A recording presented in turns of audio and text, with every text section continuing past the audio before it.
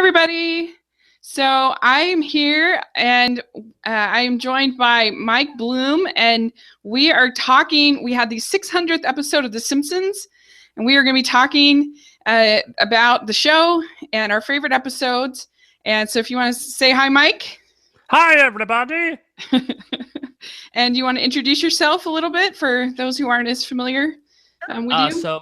My name is Mike Bloom. I am a podcaster out there in the universe. I mean, it's a very deep lake, as deep as Springfield Gorge, if you will, at this point. But I cover a lot of reality and scripted television. I'm probably most well known for my work in the Rob Has a Podcast universe, talking about Survivor, Big Brother, Amazing Race, Top Chef, RuPaul's Drag Race. There's a slew of things that I watch and are very grateful to cover on that network. I talk on post-show recaps about a lot of things like Once Upon a Time, Black Mirror, Orphan Black. I recently am on a Westworld podcast, which has been a lot of fun. It's been a crazy, great show so far.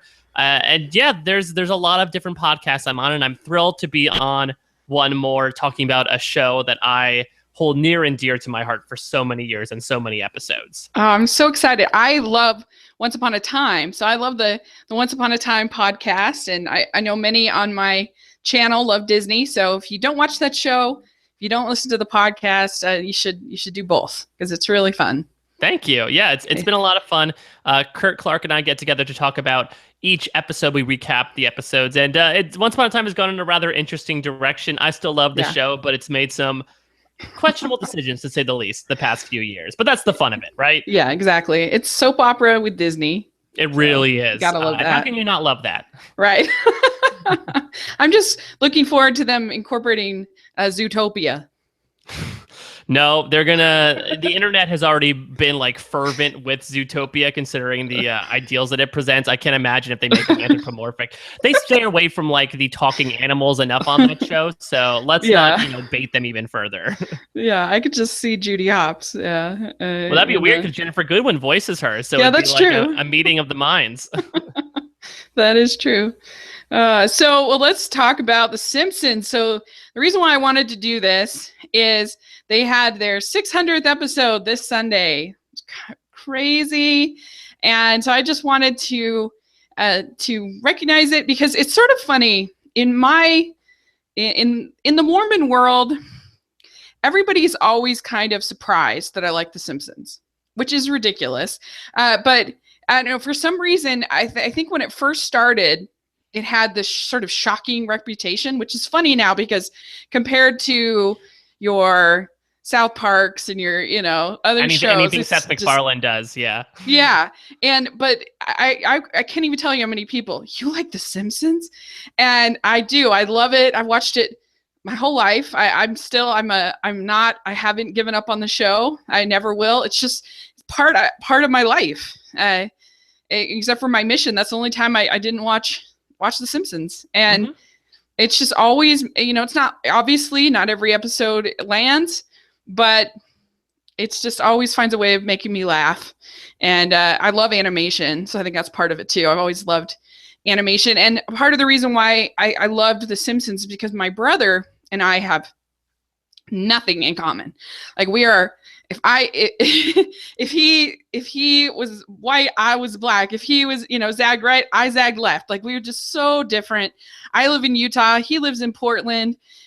We're very different, but the one thing we both liked was The Simpsons. And so we watched it every Sunday, once it moved to Sundays. And it was something my parents, normally we weren't allowed to watch TV on Sunday, but we were spending time together and we weren't fighting. So I think my parents said, all right, we'll let this slide.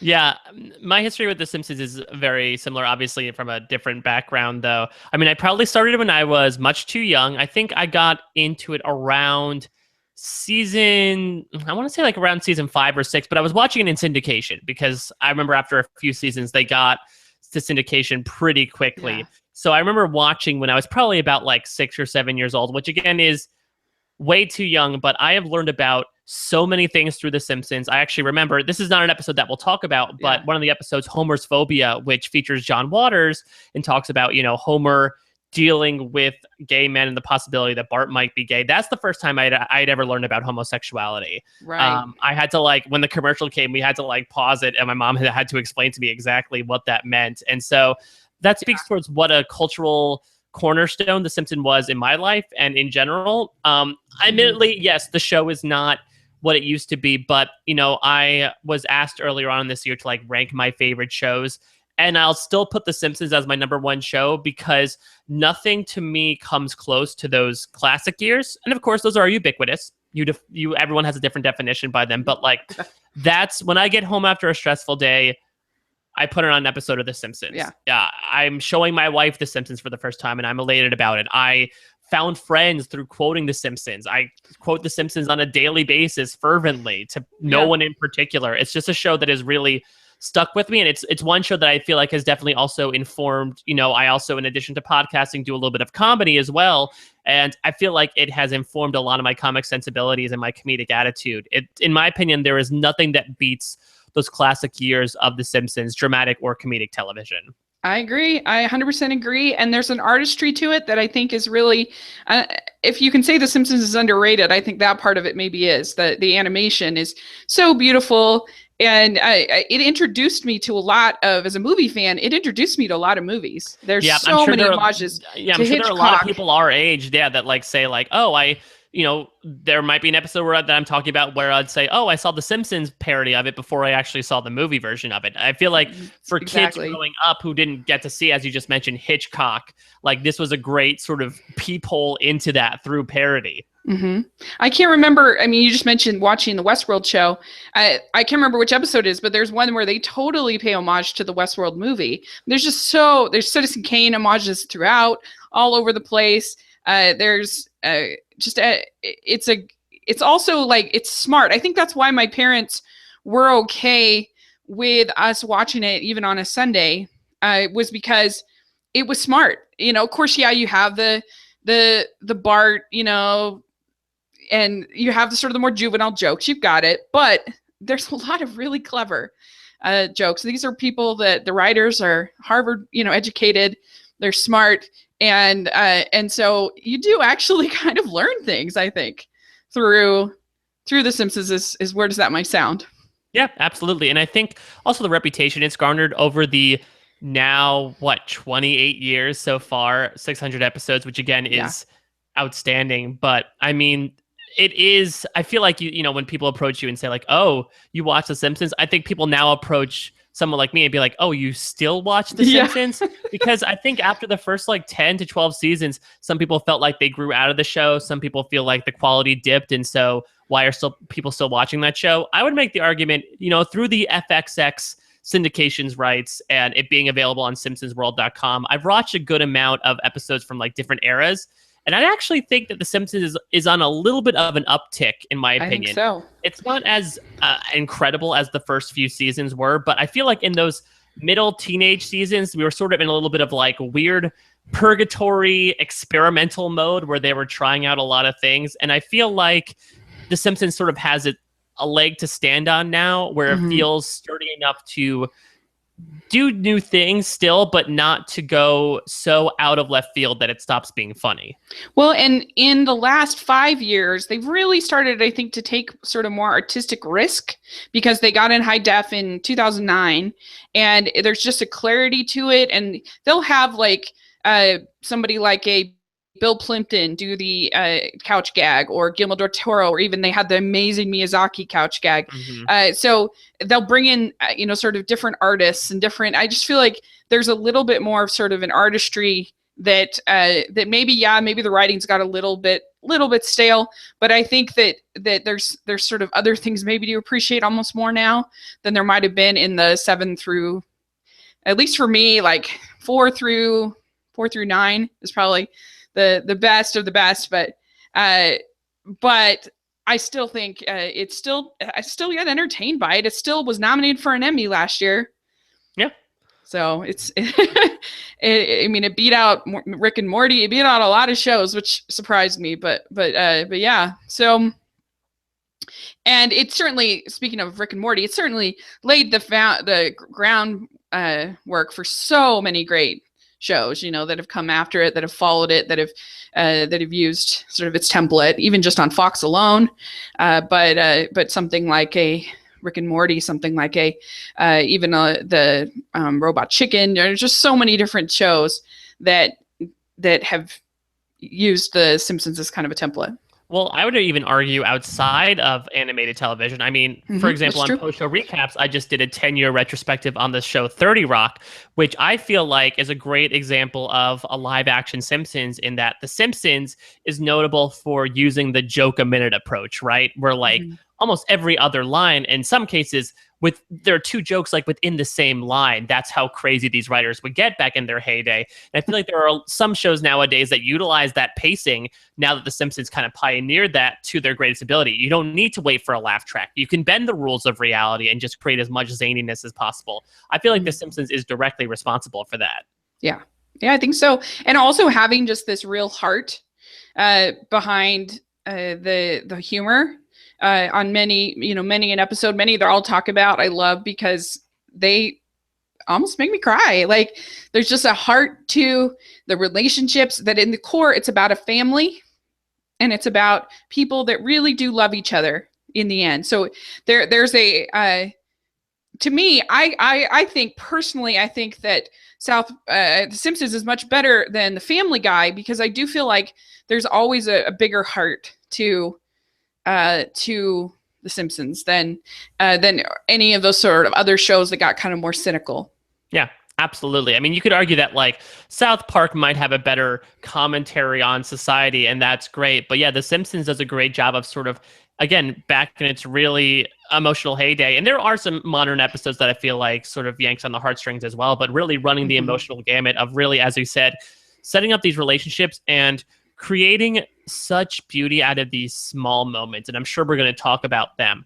But I mean, as cartoony as the show might have gotten, even in the classic years, I think a lot of people really liked the elements of the show that were realistic. Episodes where Leisha has a crush on her substitute teacher, and Homer gets a second job. Like, these are things that are inherent to a lot of, sitcom plots, but what The Simpsons was able to do was build their characters so well that they took these conventions, they were sort of able to turn them on their head and warp them to fit their style and really bring a certain amount of pathos into it. Yeah.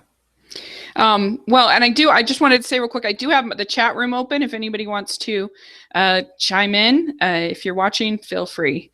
So we created a top 5 list of our favorite Simpsons. It's really tough. I actually ended up with as I kept going, I ended up with 15 that I really like. Obviously, we're not gonna talk about all those, but I was able to whittle down to a top 5, and so we were gonna kind of just go over those and figure that'd be sort of a good template to kind of talk about various seasons over the years. And so, what were some of your honorable mentions that you didn't make your top 5? These pain me more than a triple bypass to to cut these guys, because I mean, you said you could get a top 15. I could easily make a top 50 list of Simpsons episodes. Again, from that classic era, there are just so many good ones. But I'll read off a nice like half baker's dozen of them. And some of these I really love, maybe because of their strong episodes, but there's like one or two jokes that just kill me every time. So let me read off a list here. I'll start with season 6's A Star Is Burns. That is the film festival episode. It's the crossover with Jay Sherman from The Critic, which I know is a little polarizing.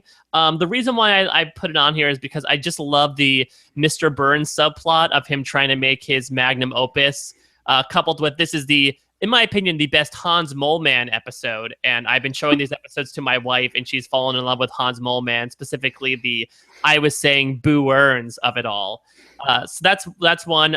Sticking with season 6, I love Lisa's Rival. That's the episode with, I think, Winona Ryder as Allison, who the A plot is this new girl in school is as smart as musically talented. Essentially everything Lisa is except better, and she sort of is coping with a friend turned rivalry. In the B plot, that's where Homer gets a pile of sugar in his backyard, which is crazy silly. It ends up with a British man nipping sugar for his tea while he wasn't looking, and the bees come to steal it all.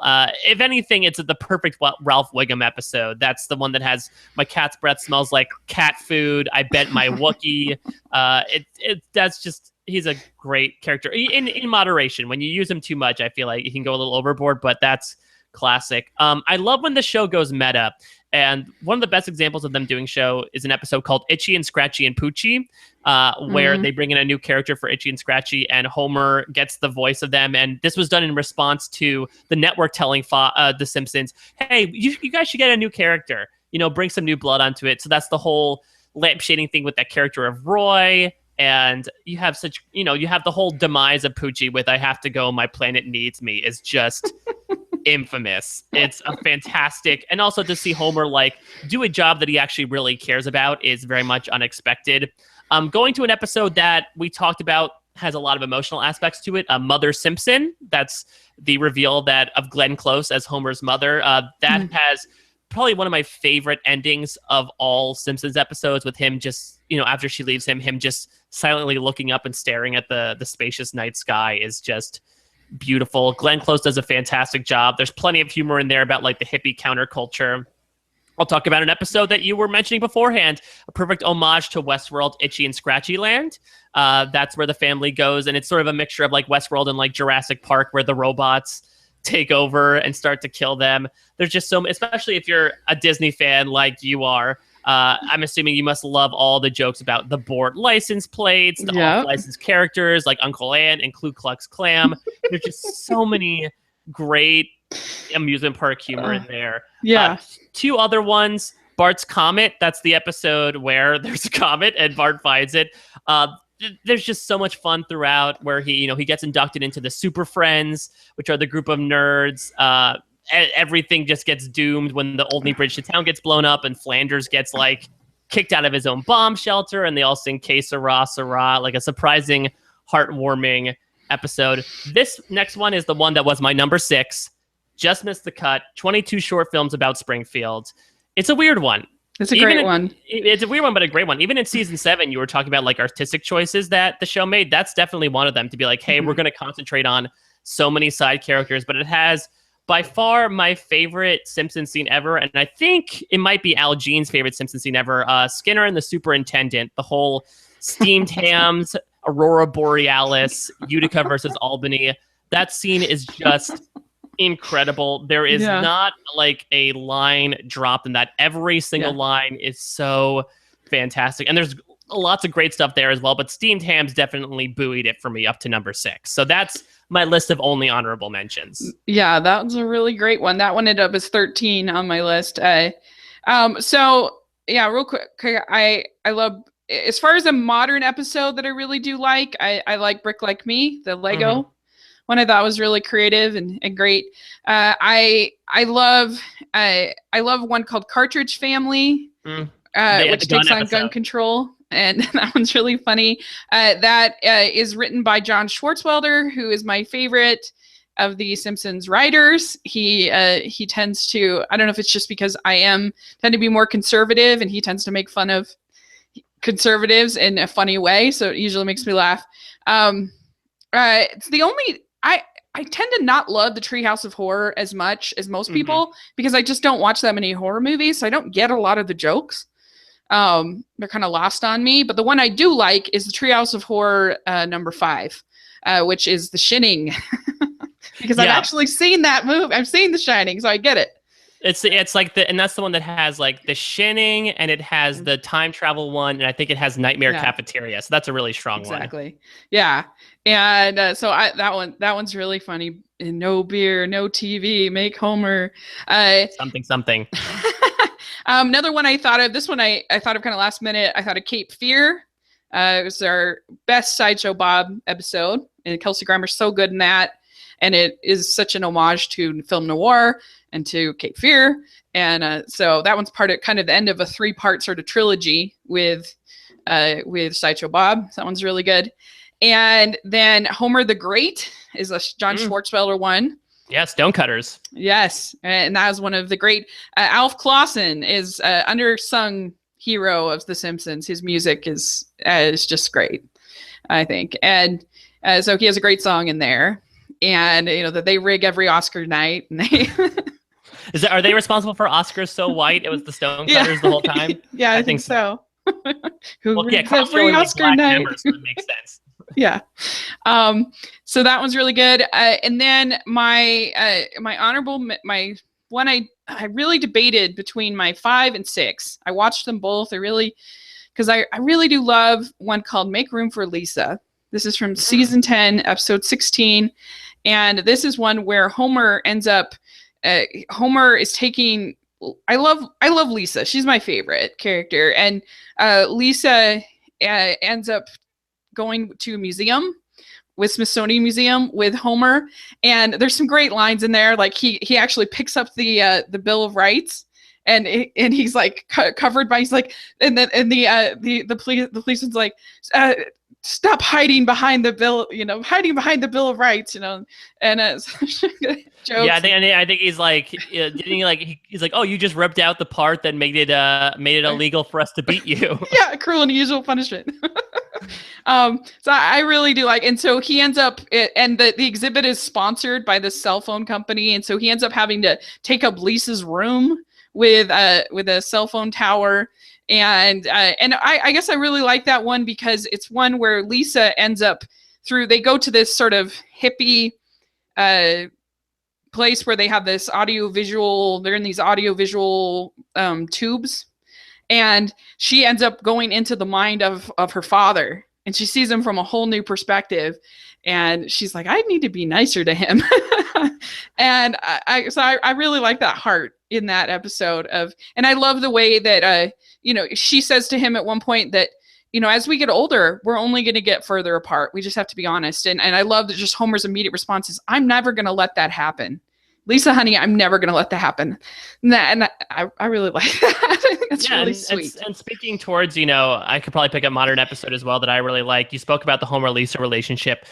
Season 27's Halloween of Horror was one of the best modern episodes, in my opinion, because it really harkens back to that relationship. It's the only canon Halloween episode where they did a Treehouse of Horror that year, but they did a Halloween episode as well. And it's so simple. It's about like Lisa becomes scared and Homer's trying to protect her. And of course things get out of control, but that relationship is always the strongest. Surprisingly enough, you'd think like the father-son between Bart and Homer would be the well that they keep going back to. But there's something about the smartest, most logical member of the family and the dumbest, most illogical member of the family butting heads and summarily making up that has led to so much great writing as a result. Yeah. Definitely. So I will go with my number 5 I think it's probably an unusual pick. It's called The Secret War of Lisa Simpson. This is from season 8, episode 25. 8 would have been definitely a sort of prime. This was when I was, this was 1997, I think. Mm-hmm. And this would have been right when I was in high school. It would have been prime Simpsons viewing time for me. So I think that's why 6, 7, and 8 are kind of some of my favorites. And anyway, I love this one because it has a lot of really good gags. I love the fact that Lisa is so bored, and they end up watching this film. They watch some of those old timey film strips, and there's one about sand. Yes, and sand. And Bart and his class go to the cop visit Chief Wiggum, and they end up, there's the exhibit of the California the hippie and the girl hippie with the sandwich with the baby. Yeah, it's like, there's the California sandwich, and that was making me laugh. And so Bart does his ultimate prank where he brings all of these megaphones together, and he ends up busting all of the windows in the whole town. And so he gets sent to military school, and they go there, and Lisa realizes that that's the kind of education that she wants. Like, these are people that are actually like trying. And so she decides to go, and of course she's the only girl. And this episode has some really nice moments between Lisa and Bart. because Bart's trying to kind of be cool and fit in, himself, but his sister is getting hazed pretty bad. And so there's some real nice moments between the two of them. I love that Marge sends Lisa a tape of her singing Julie Kavner's vocals on there of you are my sunshine. I love that. And the vocal work on The Simpsons is just phenomenal. The big five, that they got are just incredible. And especially since they've been doing it for almost 30 years at this point, is like, some people may complain like, oh, their voices don't sound the same. Well, yeah, imagine you doing a role, let alone multiple roles, for nearly 3 decades and see if your voice doesn't change as a result. Sure. And especially someone like Yardley, where it's just kind of her voice, like it's just, of course her voice is going to change. It's not like she's trying to be a different voice. I think that would be different. But yeah, the main 6, I guess we should have said, you've got Dan Castellaneta, Julie Kavner, Nancy Cartwright, Yeardley Smith, Hank Azaria, and Harry Shearer. Your big 6. So the 6th one was a touch and go for a hot second, like a year ago. Yeah, that was scary.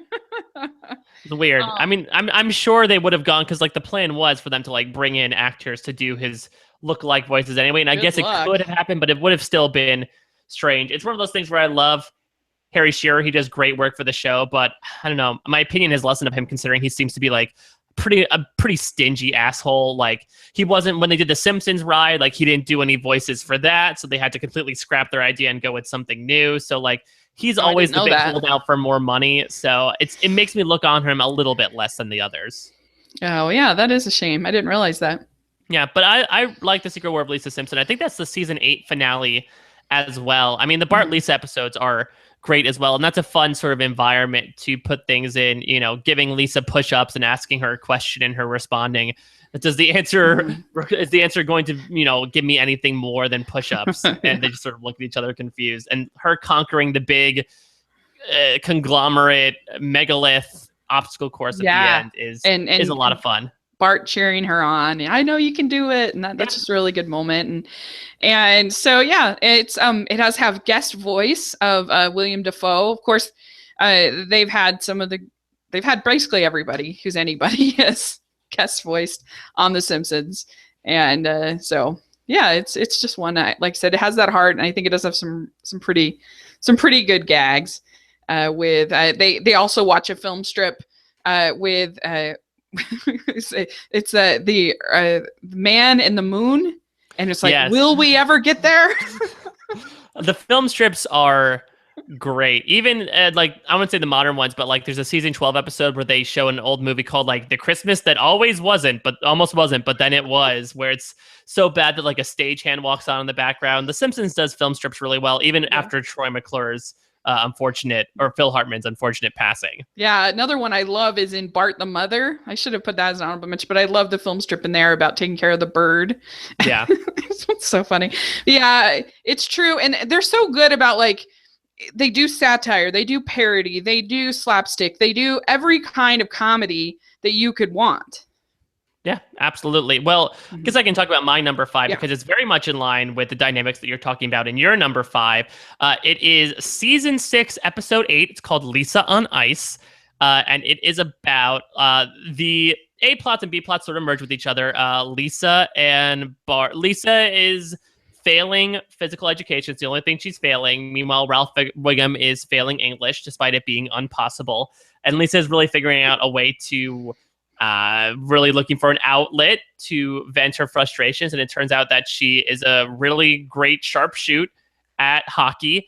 And so she joins a rival hockey team to Bart. And so what we see in like the second and third acts are their rivalries and their relationship kind of fall to pieces. And at the end, they're about to, bear down on one another when they sort of have these shared flashbacks of their relationship throughout their childhood that I think is just really beautiful. And it ends with them dropping everything despite a tied game for them to just skate around the rink, which is so nice. I mean, I have a sister as well. I mean, I'm an older brother, and I remember watching it at the time because, again, I was like of that age. I was like 6-7 years old when this aired, and that was something that really resonated with me, that, you are so close to your siblings when you're young, and that's something you need to remember even when you're at odds. And there's some great humor in there as well. There's the fun part of, Bart and Lisa fighting each other with them saying, I'm just going to move my arms like this and close my eyes. And if you happen to move into my path, so be it. And then Homer tries to do the same thing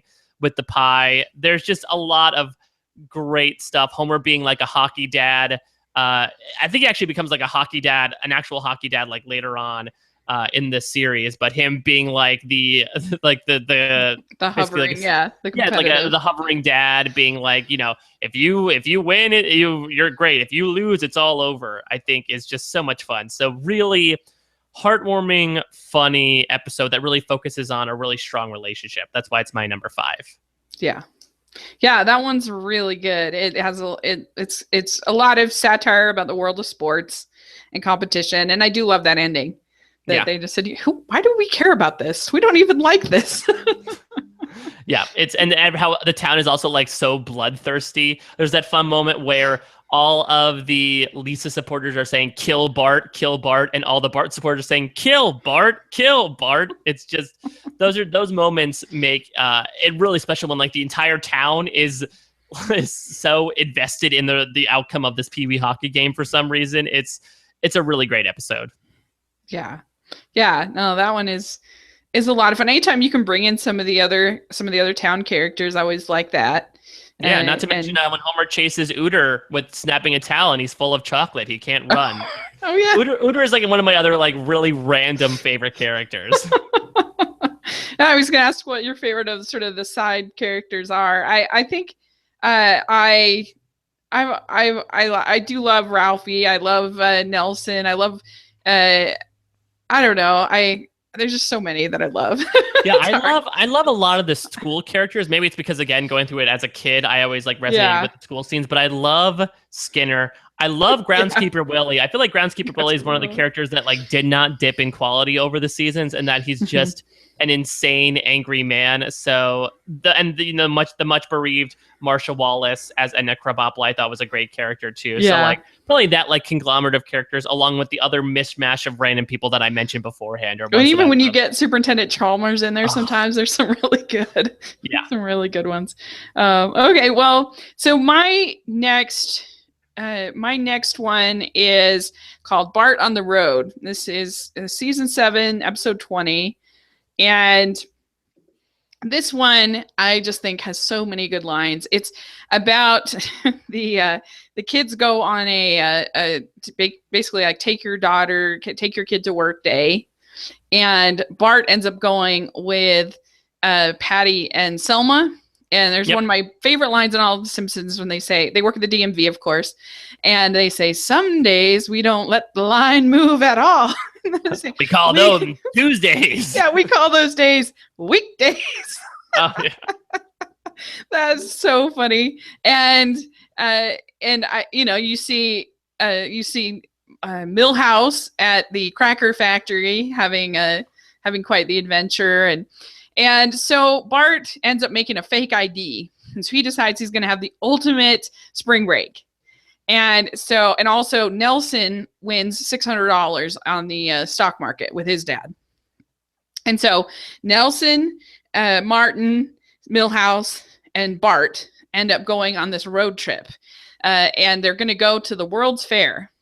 And so I don't know. There's just so many great lines. One of my favorites is they buy an Al Gore doll and they pull it and it says, "You are hearing me talk." I love that. And Nelson spends the last of their money going to see Andy Williams. Moon River, bam, second encore. Yeah, it's one of the most like randomly great Nelson moments. Yeah, I didn't think they were going to do Moon River and then double encore.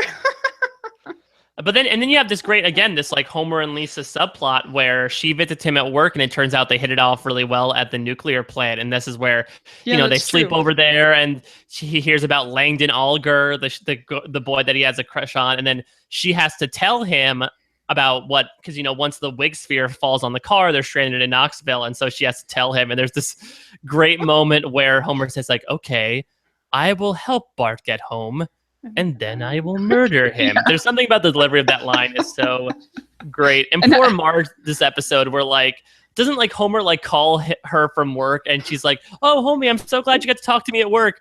Oh, you want to talk to Lisa?" Yeah. Okay, bye. There's just so many great little Yeah. moments. Well, and I love like are you gentlemen gonna buy some wigs? Yeah. And yeah, so they're gonna deliver the Big Macs to Marlon Brando's island, or he ends up becoming a courier. It's just great. So Yeah. so yeah, that one is my my fourth favorite.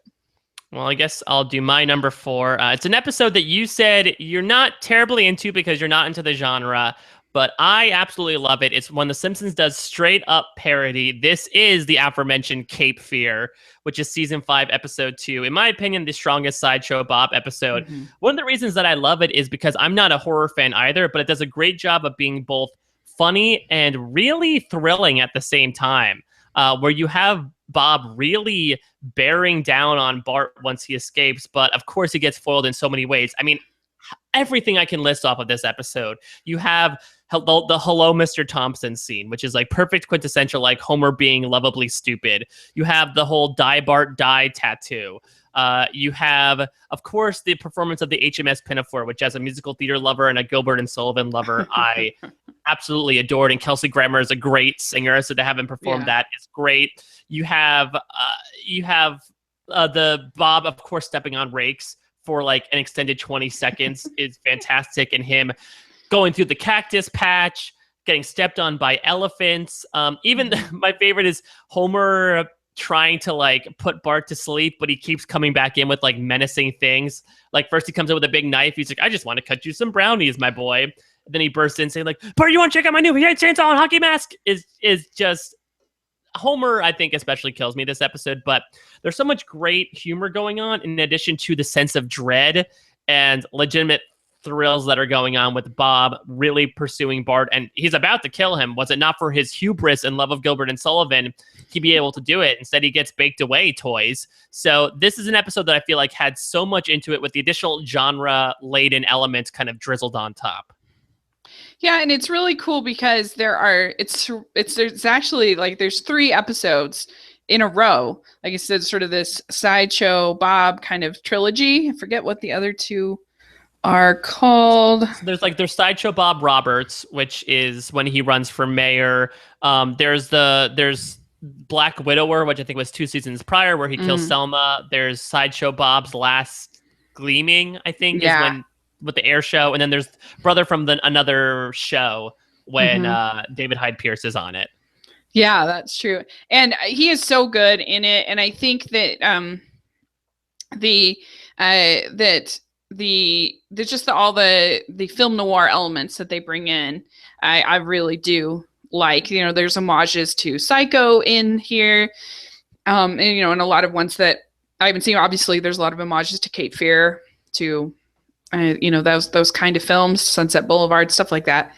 And yeah, it's really good. I love it too, and it does get pretty scary, and it's visually really beautiful. Yeah, as far as. So it's a good pick. And that one's directed by Rich Moore. He's a Simpsons veteran. I mean, 28 seasons, I feel like even the 1 season people are all veterans at this point. Yeah, that's true. Some of them might literally be veterans. Yeah. Okay, so let's see. All right, so my next one is maybe somewhat of a predictable pick. It'd probably be on a lot of people's lists. I have my next choice is Marge versus the Monorail, and this is season 4, episode 12. This was written by Conan O'Brien, who of course we know, and directed by Rich Moore. And you had guest stars Phil Hartman and Leonard Nimoy in this one, and it's a kind of a parody or an homage to Music Man. And you have a man who's starts out, there's these huge like potholes and there's these huge things, and so they're trying to figure out how to spend this money and of course Marge wants them to spend it on the potholes and repairing the potholes, but then in comes I forget his Lyle Lanley. Name. Yes, and he sings this song, Monorail, Monorail, Monorail. There's nothing like a genuine bona fide monorail. And Marge says at the end, he says, well, what about the roads? And Bart says, sorry, mom, the mob has spoken. Monorail. And so they start building the monorail, and it ends up being very, very, very shoddy construction. And I love it, and they have the map. It's what are the towns? It's like Brockway, Ogdenville, and North Haverbrook are the three cities, and put them on the map. Put to like him like drawing the cities on the map, clearly written in. Yeah, I put them on the map, and it's narrated by Leonard Nimoy, who of course appears, and it's got just if you like, I wanted to pick one episode of my top 5 that had a song, because I do love the Alf Clausen songs, and I wanted to pick one episode that had a lot of characters, a lot of the town. And this one is just one of the best as far as Ned getting lines. You have Mayor Quimby getting in lines. You have Barney, just everybody kind of gets a line. Yeah, definitely. And I think, I wanted to make sure we had different selections. I will say that I think Marge vs. the Monorail is in my top 5 personally. It's an incredible episode. I mean, Conan O'Brien, it's crazy that he only wrote I think he wrote this and Homer Goes to College, and that might be the only 2 episodes that he's solo writing credit on, but it definitely shows. Leonard Nimoy puts in a great spot here. Once the monorail takes off on its death track, there's just so much humor that goes on. Phil Hartman, he's fantastic as Lionel Hutz and Troy McClure, but he kills it as Lyle Lanley. He's the perfect shuckster. So to have all these characters mix it and to have Marge become such a pertinent character that her nagging and her disagreements about prior town projects really comes to fruition here is fantastic. We get a scientist who may or may not be Batman coming in. But let me name something, I guess, that in its place. Another episode that I would probably replace is my number 3. You Only Move Twice from season 8. My personal favorite season 8 episode, where the Simpsons move to Cypress Creek because Homer gets a job at Globex Corporation. 2 words, Hank Scorpio. He might be my favorite one-time guest character ever, just because Albert Brooks is insanely good. There's a reason why the man did so many voices in the first 10 seasons of the show, plus in the movie as well, and maybe a couple episodes after that. And considering how much he was able to improvise so much, you could clearly tell that him and Dan Castellaneta were doing a lot of stuff together. The whole chemic exchange was apparently improvised. So that's really the big strength of the episode. But there's some great stuff with, Bart being placed in the remedial class because he can't read script. Lisa being allergic to everything. Marge, becoming an alcoholic, but not really. She tries to drink 1 glass of wine a day, but that's too much for her. And you get that music sting in the background. It's also fun to watch their track as well, because they see them pull away from what they call Stink Town. And it turns out that they love Springfield all along, that, in spite of Homer's love for his new job, his family is much happier back there. So everything resets, even though he gets the Denver Broncos in the end, even though he wanted the Dallas Cowboys. So there's just so much incredible stuff, mainly oriented around Hank Scorpio. So that's why I love this episode. Well, there's some good James Bond homages, parodies. Mr. Bunt. Yeah. In that one, I like, that he's truly the super villain. That one's really good. I really like it. That's also John Swartzwelder script. He's just so good. And it's one that doesn't have a ton of it doesn't have a lot of the slapstick kind of gags like you would have in the Bart the Daredevil or something like that. But it's just it's just funny and great vocal work all in that one track for sure. I totally agree. Absolutely. And let's see. Yeah, no, I really like that one. Okay. Yeah, we're going through this faster than I thought. Okay, so my next one for me is King Sized Homer. This was season 7, episode 7.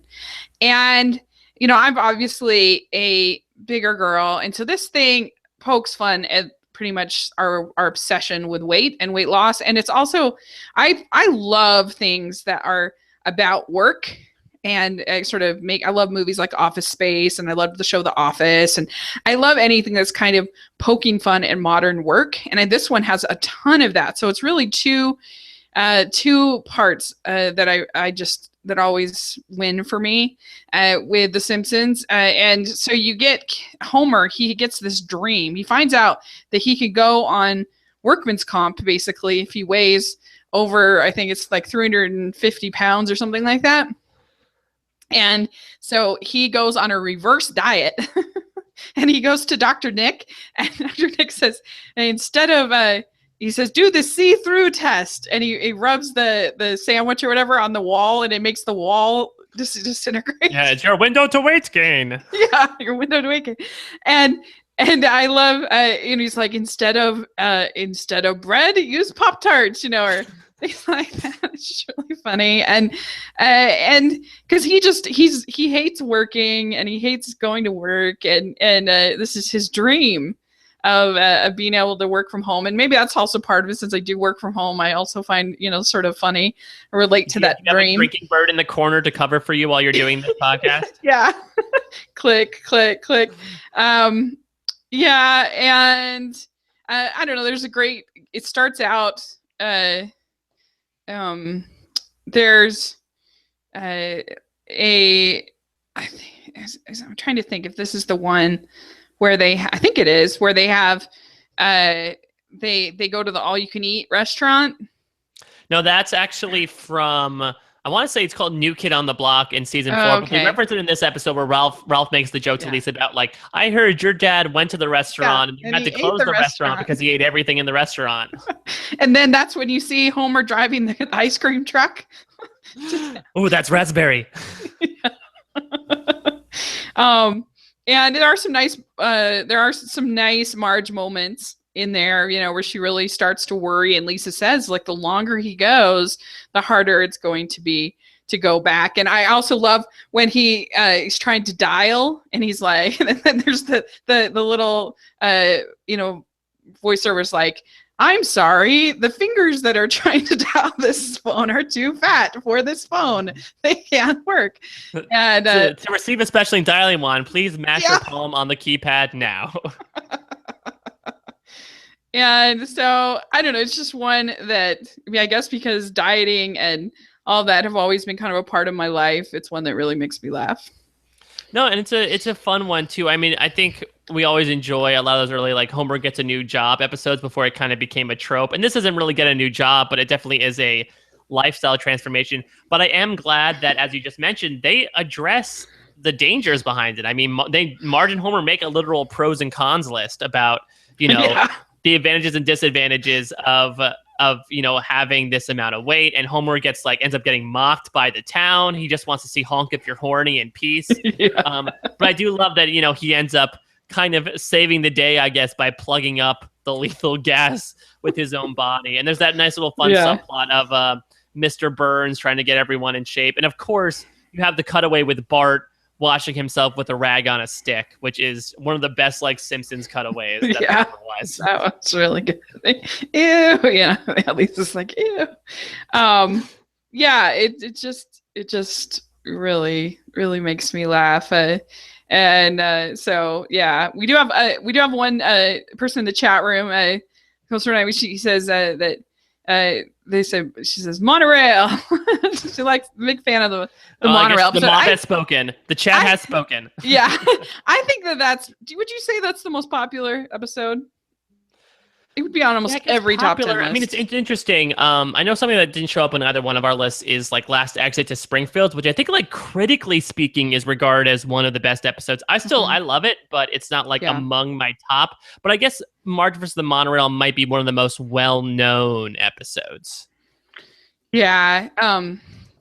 Which is the one, I forget the names. Which is the one with the lemon tree? That is Lemon of Troy. Yeah, that one's really popular too. It's not one of my favorites, but it's really good. It's very. I hear that. I feel like I hear that on a lot of top 10 lists too. All right, so I'll go with my number 2. We're only going to go a few weeks back in airing from your number 2. I'm going to go to Bart Sells His Soul, which is season 7, episode 4. And this is an interesting one in that, we talked about the Simpsons tackling emotion. We didn't talk too much about the Simpsons sometimes tackling pretty big subjects, and the idea of a soul and the religious aspects of it and the moral aspects of it were tackled, I thought, very well in this episode. So after getting punished at church for tricking the entire congregation to singing Inagata Davida for 20 minutes, Bart and Milhouse have an argument where Bart doesn't believe that a soul exists. And so Milhouse says, okay, if you don't think it exists, sell me your soul for $5. He does through a little transaction with a piece of paper, but it turns out that Bart feels that something is missing in him. The animals are angry at him. He can't watch Itchy and Scratchy. The doors don't open for him automatically like they do for Rod and Todd Flanders. And so the second half of the episode, he sort of sends up on this expedition to find his soul to the point of where he is begging for it to God late at night. And it turns out that Lisa had sort of seen how regretful Bart was, so she had bought it back through this. It went from Milhouse to comic book guy because he used it to buy Alf Pogs. Remember Alf? He's back in Pog form. And so Lisa bought it from comic book guy. So that's another great Lisa Bart moment, and Bart feels whole again. And the B plot is Uncle Moe's family feed bag, where Moe decides to get the dank out of his place and decides to create a big themed restaurant. So that's a nice take on the TGI Fridays, Applebee's, Chili's, that whole aesthetic. And it turns out that Moe can only not be Moe for so long, and he lashes out at everyone and loses the restaurant just like that. So it's 2 very good plot lines, and it deals with such a heavy subject in a way only The Simpsons can. Yeah, it's true. I hadn't thought about that one in a long time. So I'm glad I'll have to give that one a watch. But yeah, you're right. They really have been pretty brave without kind of smacking you in the face with it. They still make you laugh. And so you could, I don't know, like you were saying with the gay, the episode where the steel mill is yes, the anvil. We work hard, we play hard. Yeah. At that time, that was pretty brave, but it wasn't obnoxious, if that makes sense. Yeah. No, it totally makes sense. They made it a part of the episode, but they had introduced the character of John without saying outright he was gay, so that we got to, granted he was a one-time character, but we got to know him before they actually introduced that. So it became about being gay later on, but it also became the character of John sort of represented, yes, I'm gay, but I'm also a person at the same time, which was, as you said, very new. This was pre, Jack and Will on Will and Grace. This was pre Ellen coming out, I think. Right. So this was a pretty radical representation of homosexuality on television. Yeah, you never feel like you're being preached to. And I think that they do have actually a fairly diverse cast. I mean, not cast, but of writers of different perspectives. And because you do have a John Swartzwelder who has a libertarian and more of a conservative perspective. And you do have, obviously there's going to be a lot of liberal perspectives in your, in anything that Hollywood does. And so, but I just feel like you do get a little bit of everything. It's more even keeled than a lot of other shows. And they seem to be equal opportunity offenders. Yes. I mean, not as of late. I don't know if you have seen the Hillary, basically a Hillary Clinton commercial that The Simpsons had done. So they're definitely going for that. But I feel there was that whole Treehouse of Horror segment with Citizen Kang, where Kang and Kodos decide to basically take over the bodies of Bill Clinton and Bob Dole during the 96 election. And essentially the point of that they're kind of bringing back into this election is you have to vote for one of us. And so they ended up voting for Kang. Is just that's a nice statement about our political climate even to this day. Yeah, I love one of my favorite lines in that episode is she starts out, he's like abortions for no one, and then they're boo. Boo, abortions for everyone, boo, and then it's abortions for some and little American flags for everyone. Yep. And then just them ending a speech by going end transmission. It's just it's really fun to sort of have a take on that political climate while also still keeping it in the Treehouse Horror realm of scary stuff with aliens. But yeah, I for those classic years, they were pretty equal opportunity. Even the aforementioned like Sideshow Bob Roberts. Sideshow Bob has this big monologue at the end talking about how, like, you know, yeah, you want to vote for a Democrat, but at the end of the day, you know, you want a bloodthirsty Republican to, you know, keep taxes down and, you know, keep everyone safe. So I think The Simpsons has a lot of fun with kind of playing both sides of the house. Yeah. Yeah, I mean, even like my own culture, there's been jokes about Mormons. Like, there's one really great one where Marge I can forget which episode it is, but she's trying to tell Homer how lonely she is, and she's like, and the Mormons stopped by, and I listened for 2 hours. So, but you can't be offended because they make fun of everybody. Every culture, every religion, every, you know, has their moments where they get poked fun at. So you can't. Absolutely. You can't take it. You can't be offended. So, wow, like I said, it's come faster than I expected. But so my favorite Simpsons episode is maybe a controversial one. It's definitely really different. It's really meta. It's called Homer's Enemy. This is from season 8, episode 23. It's a John Swartzwelder episode. And this is the one where the audience gets to be with Homer Simpson kind of in a way. So because you have this, you realize kind of how annoying and how horrible a person he really is. Mm-hmm. And it's so because Frank Grimes is, there's a lot of sort of poking fun at your 2020s, your sort of your inspirational kind of a character, you know, that crawled his way up, and I live below one bowling alley and above another bowling alley, and he gets his PhD from like University of Phoenix or something, and the hawk comes in and tries to take it from his hand. Did his family like die in like a silo explosion or something? Yeah, and Mr. Burns is watching these, and he's like, "Make this guy my executive vice president." And you know, the next time he's watching the story of the brave dog, and make this dog my executive vice president. But Frank Grimes ends up working with Homer Simpson, and it's the kind of thing that, like, when you allow somebody to, you allow them to do one thing that annoys you, it's sort of similar to What About Bob in a way. Because Homer is completely oblivious, just like Bob is, completely oblivious to the fact that he's driving this guy through the wall. He becomes aware of it, but like the things that he's just doing because it's part of him, you know. And then he does become more cognizant, I guess. But anyway, and it's just like you allow one person to kind of get at you.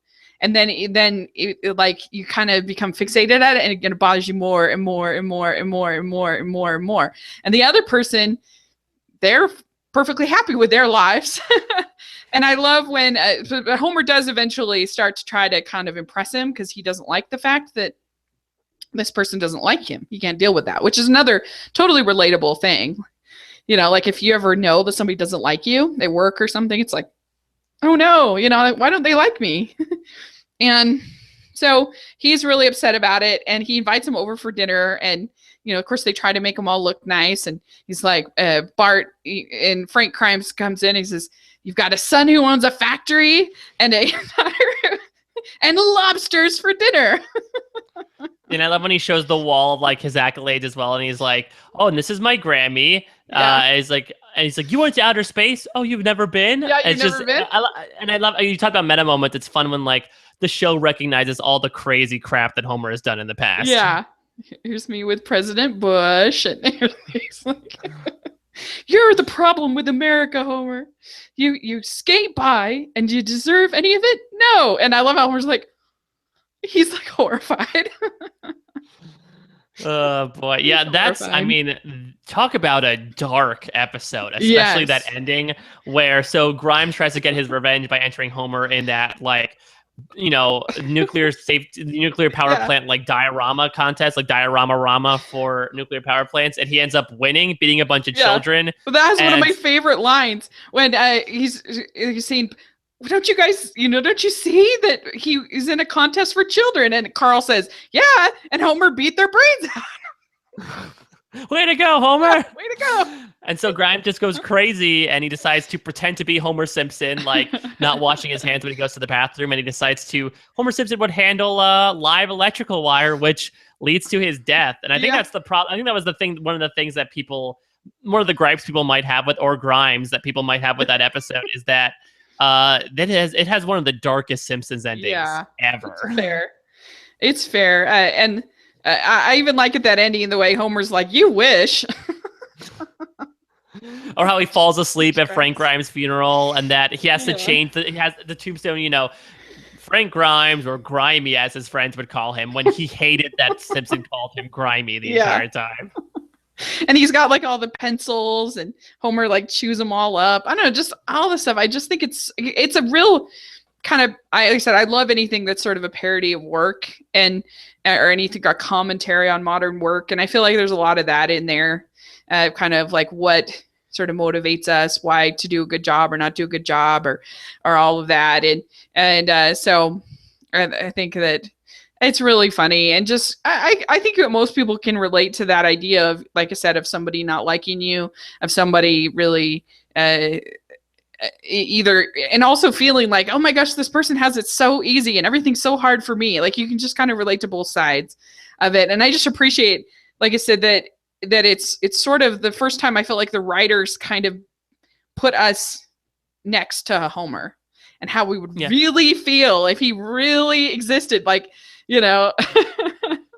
how I agree. Annoying that would be. Yeah, and I know Matt Groening isn't a huge fan of this episode because of just that, because he feels like it breaks the reality a little bit. But I feel like at that point in the show, you kind of needed it. I mean, even at that point, the show was a little long in the tooth, going on 8 seasons. And I feel like it was a fun point of view to really bring in a relatively normal guy to just expound and, just foam at the mouth at this idea of this boob who is able to get so much success in his life despite being so bad at it. I think it's a lot of fun. I think, again, looking at the modern TV landscape, we have seen much darker stuff happen. So this is dark by Simpson standards, but I feel like compared to everything else, it's still a little tame.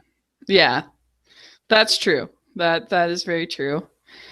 So what is your number one Simpsons episode? Well, count me as part of that mob that you mentioned earlier, because my number one episode is Lemon of Troy, the Lemon Tree episode. To me, I talked about Skinner and the superintendent about how there's not a moment where they use every single word to its benefit, where there's like a joke every single line. Lemon of Troy is one of the only episodes where I feel like there's not one joke that fails. From beginning to end, there is so much packed into those 22 minutes that it's incredible. I mean, I don't know if I would say like Bart is my favorite character, but I probably am the biggest fan of, again, those school storylines, because it's fun to have like the kids both be able to act like kids and act like adults. And here they're able to, where like Bart is so filled with pride about his town that when the lemon tree that Springfield just happened to bring up this episode is stolen by Shelbyville, they venture in there for a rescue mission. And there's just so much great stuff in there. I mean, you have the Nelson and Martin pairing, which you talked about a little bit in Bart on the Road, but, Martin forcing Nelson to come out and like beat up a kid for him and then singing a song about how they were the best of friends for years and years and years. You have the two Millhouses, how Springfield Millhouse hates the Shelbyville Millhouse until he realizes that they have the same name. And then they quote, "When doves cry" is incredible. Bart disguising himself as a Shelbyville kid with a very obvious wig and trying to get away by using spray cans as jetpacks is great. And then you get the parents hunting them down, finding them, only for them all to go on one big Trojan horse infiltration mission into the impound lot to get the lemon tree back. And there's just so many great lines. There's doings a transpiring, shake harder, boy. There's just, I mean, it's like squeezing juice out of a lemon. There is just so much great stuff in this episode, and it's not sour at all. And it's not bad like turnip juice either. It just has everything. It doesn't have like obviously the more heartwarming moments, but in terms of comedy, this is an episode that is firing on all cylinders, in my opinion. Well, and you have Homer and Flanders on Flanders' RV, Yes. which is really good. And so yeah, it's a great one. It's not in my top 10, but I love it. There's just so many great ones. Yeah, And this is the episode that I find myself quoting the most, which is probably why it's the number one for me.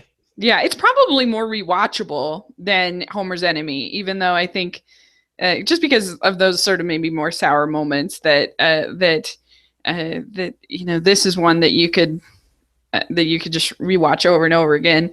And it is got great vocal performance all the way around. It's definitely I do like it when you have Milhouse Nelson and Bart, kind of all together. I always enjoy when you get that trio. Yeah, and you also get to, that's how I learned about Roman numerals as well, was when Bart had to figure out how to get out, try to evade the man-eating tigers by calculating the Rocky movies. And we found out that Rocky 7 was going to be Adrian's revenge before it turned into Creed. Yeah. Yeah, that one. Yeah, that's a good choice. That's a good choice. I guess real quick, just a couple I forgot to mention before. I do love Lisa's sax. Where Homer, because I love that one. I also love Grade School Confidential, where Krabappel and Skinner get their relationship, and that has a great Ralphie line where he says, I saw them in the closet making the baby, and then I saw the baby and it smiled at me. Yep. Yeah. And that's a great one too, where like Homer says, wait a minute, Bart's teacher is named Krabappel. I was calling her Crandall the entire time. Just like small moments with that. Again, I love the school stuff. I mean, I guess if I'll mention a couple more, you talked about like a flashback episode. I love And Maggie Makes Three, which is the flashback episode when Maggie was born, because that has another, like, I love the flashback episodes in general, at least in that classic era. But this had, again, that do it for her ending, where it turns out that, like, where are all the pictures of Maggie? It turns out that Homer had taken them all to like put over his plaque at work to say do it for her. It was like so beautiful of an ending. Plus you have Homer getting to work at the bowling alley. I do feel like some of the flashback episodes are relying on a lot of like timely stuff, whereas this one, because it was so recent, they don't depend on like, oh, we're in the 80s now, so we'll make jokes about that. That's true. And if I had to pick a Treehouse of Horror like you did before, I agree that 5 is a great one. I'm partial to Treehouse of Horror 3. That's the one that has the killer Krusty doll, and it has King Homer, and it has Dial Z for zombie with the zombie Flanders. That's a really fun one. That one is really good. Which is the one that has the secret son in the attic? That's Bart? Hugo. I think that might be the same episode as Citizen Kang. I want to say that's okay. That one's good. 7. Yeah, that's a fun one. I like that. It's just that some of the treehouses where I just don't get, like, if it's homaging to Saw or something. I've never seen that, so I don't know. Well, even like recently, the Treehouse of Horror, you even see it in this past Treehouse of Horror, they've been doing less and less scary stuff, and they've been doing like The Hunger Games or James Bond. Like, they've definitely deviated from like the horror genre and more so to the pop culture parody genre. Yeah. Yeah. Another one I really love is called When Flanders Failed. And that's from season 3. This is when Flanders starts the Leftorium. And it's a huge failure. And Homer's just loving that. He's just completely loving it. And then he realizes that he knows all of these left-handed people and he hasn't been helping, and he starts to feel kind of guilty of the fact that he is loving it. And so you get this really nice kind of story. And I think it's a great net. I don't like that there's this term, the Flanderization. Have you heard this term? Yep. So it essentially refers to a character whose qualities have kind of been boiled down to a couple of characteristics. So the example with Flanders is that I think a lot of people felt like he was a much more complex character in the first few seasons until they essentially boiled him down to him being like, persnickety and religious. And I think that there is more to that. I'd agree with you. But I mean, that is a trend that has happened with a lot of characters on The Simpsons or even on television. I mean, you talked about The Office beforehand, and I know that a good majority of the characters from The Office got Flanderized in those later seasons. Because, I mean, if I was going to say, I just feel like, I don't know, because I feel like he wouldn't be the one that I would pick for that. Who would you pick? I mean, because I feel like he lost his wife. Like, I feel like there's been more to his character than, we've seen him grow and develop a little bit at least. Who would I pick? I don't know. It's hard to me because you don't really pick Reverend Lovejoy because that's his job. That's his character. I don't know. I mean, Mo, I would say I don't know if he'd Barney. lessened as much as like he changed. I mean, but Barney got sober. Mo became much creepier. Like now he's like he's very salacious. Like now he's like crushing on Marge. It's like a very weird, that's weird true. thing. Yeah, I don't know who I would pick, but yeah, I don't know. That was when I first heard that term, I was like, what? No.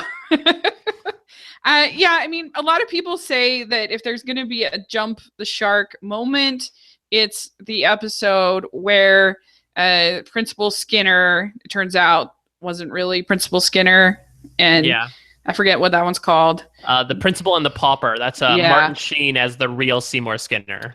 Yeah, that's the one that I've heard, I think, the most. But I, like I said, I still just enjoy the show because I am an animation buff. I think it's still artistically ambitious. It'll still take on issues. It'll still make me laugh.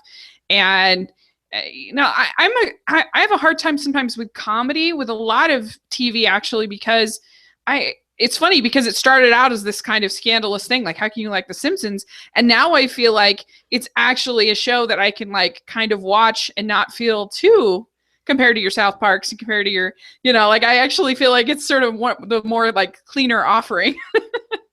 Yeah, it's all about perspective, right? Back in the era when The Simpsons began and it was trying to unseat The Cosby Show as the number one comedy on TV, that's definitely, I mean, obviously that has different implications now, but I think at the time it's definitely an indicator of like, okay, the shows that were really going up against each other were like family sitcoms about everyday life. And obviously The Simpsons kind of went off in another direction. I mean, I encourage everybody out there who has not been watching random episodes from like seasons 20 plus, like pop on Simpsons World and like look for a random episode. I think you'd be surprised at how much better it is than you initially think. It is not the scum of the earth of comedy. Like I would argue like the worst episodes of Family Guy are much, much worse than the worst episodes of The Simpsons.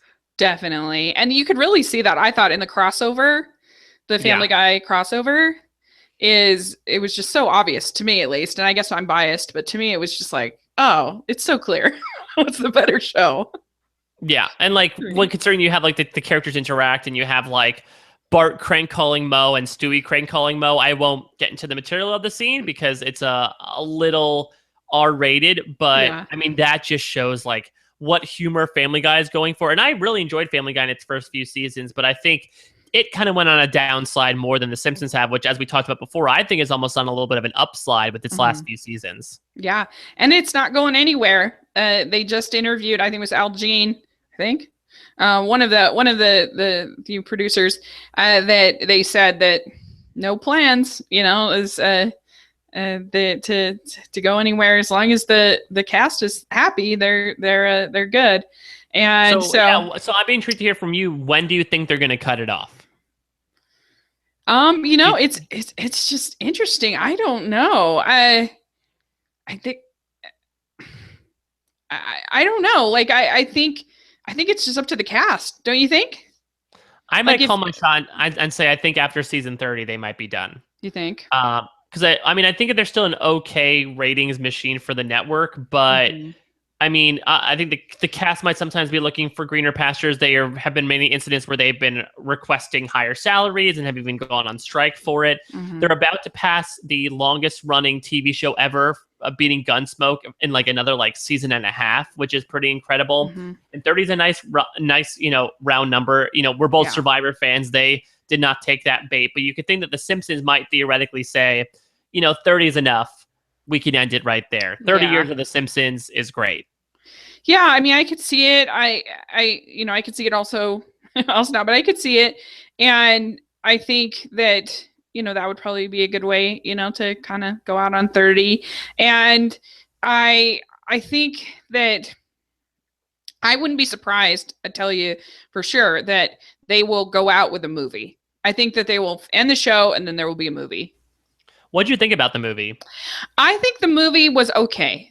I don't think it's great. As a Simpsons fan, I of course was very excited and I enjoyed it. It was fine, but I felt like if it were me, if I was the one writing the Simpsons movie, I would have done it kind of it's a mad, mad, mad world kind of thing where you have all these characters, they're all like looking for something, or they're all kind of on, because I felt like it kind of split away from Springfield for too long, and you didn't get sort of that group dynamic very much. And so too much time in Alaska. Yeah, and it just felt like you could tell that there were like 19 writers, and there were like, it's not that I didn't like it. I liked it, but I thought it could have been a little funnier. I thought it could have been a little better. Yeah, I thought it was pretty funny. I think it defied my expectations because I think at that point in the series, I think that was like around like season 16. I hadn't given up hope, but I'm like, I'm not too happy with this. So it at least, I had the bar set very, very low, and they raised it a tiny bit. They drove a motorcycle over that. So I enjoyed certain parts of it. Sure. But I do wonder if they did a movie at the end of the series, if they did the same method of like bringing in as many writers as possible, what that would look like, because I think the humor style has definitely changed. The movie's a great indicator of like how that humor style changed from what was supposed to be the first movie, which was the Camp Krusty episode. The beginning of season 4, they were going to make it into a full-length movie initially, but they just weren't able to plan that out. But I think that was a great indicator of like, here's how things have changed from that era. And nowadays we'd be able to say, oh, this is how things have changed from the previous movie, whether for the worse or for the better. Yeah. I mean, and they were able to do, a few little more adult jokes, but they didn't go overboard that they couldn't do on TV at the time. And like the Spider Pig is really funny, and so there's some definite good jokes. But I would, like I said, if I were me, I would have made it more of a used to more of the minor characters a little bit more. Yeah, I mean that's the reason why you fall in love with the town. I mean, one of the things I have to commend the show for is like building out an entire supporting cast. I agree. It was weird for them to focus primarily on the Simpsons family. I mean, I thought it was fun to have them talk pretty seriously about like Homer, the family basically being fed up with Homer's antics. And like there was like a very sullen like video from Marge with her sitting on the couch about how like she was basically done with him. It's like very, very emotional. So I enjoyed that type of stuff. But again, it would have been fun to see more stuff with these townspeople that we've gotten to know for more than 15 years at this point. Yeah. And evidently it was a complete nightmare. I mean, and they've said they will not do another one ever again until the show is over. That's why I think that'll be sort of their signing off. Like we're signing off with a movie, and so, but who knows? But that's just my theory, is that'll be kind of their goodbye. But yeah, it'll be sad. It'll be weird. I mean, I don't know. I mean, lives on in posterity, but I mean, we're about to have another 600 episode binge coming up in a month. Yeah, crazy. And I think it'll be, I don't know, just weird not having, because now they don't have that animation block really anymore, like they used to on Sunday nights for so long. So it is probably nearing the end, but who knows? You just never count this show out. That's for sure. And there are plenty of spiritual successors. I mean, I'd argue the closest spiritual successor to The Simpsons nowadays is Bob's Burgers. It has that great mixture of like amazing supporting cast. It's got centers around a family. The family are all a little quirky. It has a great amount of, not necessarily emotion, but a great amount of like cheery spirit to it. Things do seem to reach the status quo by the end. So I mean, my wife has fallen in love with Bob's Burgers. That's like her version of The Simpsons. And so I can see a lot of shared DNA between the two. We can even see it in feature films as well, in Zootopia this year. Did you see that? Did you see Zootopia? Yeah. So, yeah. One of the things that you could see the Simpsons background in Byron Howard and Rich Moore, and I particularly noticed in the background jokes, which is something The Simpsons is great at. You'll often have a sign, you'll have a billboard, something like that. That'll just be you won't even notice on your first watch, but then on your second watch, you notice the joke, in there. Yeah, and there was a lot of that in Zootopia. The brand names, the things like the CD covers, would be funny or something like that. They would be kind of that felt very Simpsons like to me. Absolutely. And you could even see it in obviously the follow-up, which was Futurama, and they did a crossover with Futurama later on, but Futurama was created by Matt Groening again and David X. Cohen, and there were even more background jokes to the point of where they created an entire language that they put throughout the course of that series. So, Yeah. The Simpsons has really kind of spread their DNA all around the television and comedy landscape, and I could not be happier about it. Yeah, me too. Well, thank you so much for doing this with me. I had a great time talking about The Simpsons. And so where can people find you? So you can find me on Twitter at a Mike Bloom type. Again, if you want to check out some of the other stuff that I do, again, I talk a lot about reality television, scripted television. You can find me on Rob Has a Podcast, post-show recaps, reality TV wrap-ups, Westworld with Jay, Jack, and Mike. That's the Westworld podcast that I do weekly. The Survivor Historians. I do a podcast called The Hamster Factor, which is AJ Mass and I, who's a great friend and a writer for ESPN. He shows me a movie that I've never seen before, and we talk about our thoughts. I always, when I list out these podcasts, I realize that I'm doing much, much more than I initially think. I have a lot on my plate, but in true Homer Simpson style, I plan on finishing as everything on my plate and going back to the all-you-can-eat buffet to close the restaurant. Do you spend time with your wife? Yes, we have some moments. It's been a particularly busy time, but once the holidays roll around, I will have a lot of family time. Oh yeah, no, that's great. I really love a lot of the post show recaps. I don't watch those shows, but I do love Once Upon a Time, and so I love that, and of course all the Survivor coverage I really do enjoy. And so you definitely want to check out his Mike's podcasts. They're really great. And so yeah, you can follow me on social media at Smiling LDS Girl, and my blog is 54 Disney Reviews. I do weekly Disney Canon reviews on Wednesdays. I'm going to be posting about Treasure Planet next week, so that will be fun. And I've been doing a Disney Scares month. So this week I have on Sunday, I will be posting about Something Wicked This Way Comes, which is really good. So I'm very excited to talk about that. So so definitely check that out. And thanks again. And maybe we'll have to talk about Futurama one of these days. Yeah, one of these days. Okay.